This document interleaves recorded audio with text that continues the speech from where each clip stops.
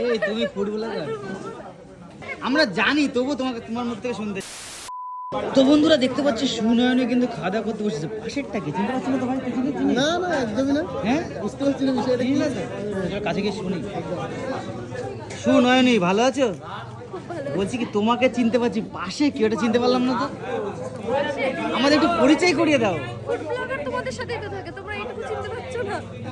একই ক্যাটাগরিতে থাকো তাও তোমরা চিনতে পারছো না? তোমার পাশে ফুড ব্লগার? আমাদের মাথা চুলকাচ্ছে, সব এলোমেলো হয়ে যাচ্ছে কেমন একটা। তাহলে কিছু করার নেই। একটু সত্যি সত্যি পরিচয় দাও। আমরা জানি, তবু তোমার মুখ থেকে শুনতে চাই। ফুড ব্লগারকে ফুড ব্লগার কে হয় তোমার, প্লিজ একটু বলো। আমাদের সাথেই তো থাকে অল টাইম, আমাদের বাড়ির ওখানেই বাড়ি। মেনে নেওয়া যায়, মেনে নেওয়া যায়। বলে দিলাম এই তুমি ফুড ব্লগার? ফুড ব্লগার তাহলে ঠিক আছে, ও বললো না, তুমি বলো। তোমার পাশে কি বসে আছে? শুনাইনি। তোমার কি হয়? অ্যাজ এ ফুড ব্লগার দোকানে পরিচয়।